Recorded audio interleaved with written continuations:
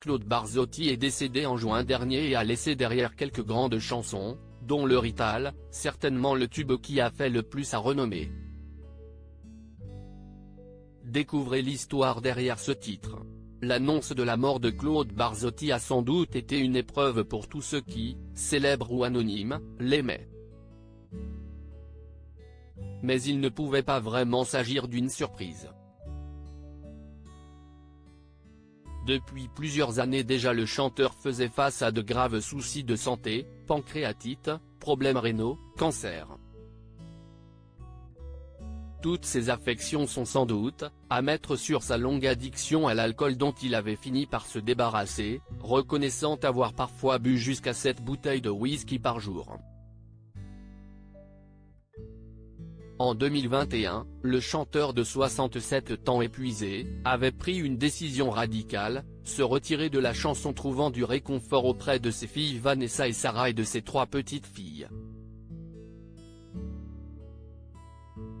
J'ai toujours été dingue d'elles. Je les aime très fort, encore plus depuis que j'ai des problèmes de santé, car elles me prouvent que je peux compter sur elles quoi qu'il arrive, avait-il tendrement déclaré à leur sujet. Claude Barzotti s'est emparé de l'insulte, et l'a porté comme une fierté. La carrière de chanteur de Claude Barzotti a éclos presque par hasard en 1983. Le jeune homme de 30 ans au moment de ce premier succès est né en Belgique, mais il a été élevé en Italie, là où sont ses racines. Claude Barzotti né Francesco Barzotti est le fruit d'une double culture dont il est très fier, d'autant plus fier que ses parents ont toujours encouragé sa passion de la musique.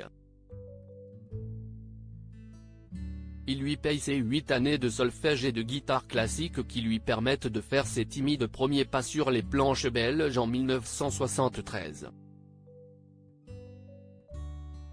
Mais comme le succès tarde, Roger Melman, le directeur de Vogue Belgique, lui offre un poste de directeur artistique. Claude Barzotti endosse le rôle et y restera 8 ans. C'est dans ce cadre que va naître le Rital. Tous les vendredis les commerciaux de Vogue Belgique retrouvent leur patron au sujet des artistes et des produits en développement. Lorsque les chiffres sont bons tout se passe sereinement, mais parfois Roger Melman s'exaspère des résultats de ses équipes et fustige celui qu'il nomme, dans ses moments de colère et de façon péjorative, le Rital. Un comportement désagréable qui finit par donner l'idée à Barzotti de célébrer ses origines, ses cheveux couleur corbeau, les amours de Vérone ou les filles de Napoli et ses yeux délavés par les pluies de nos automnes.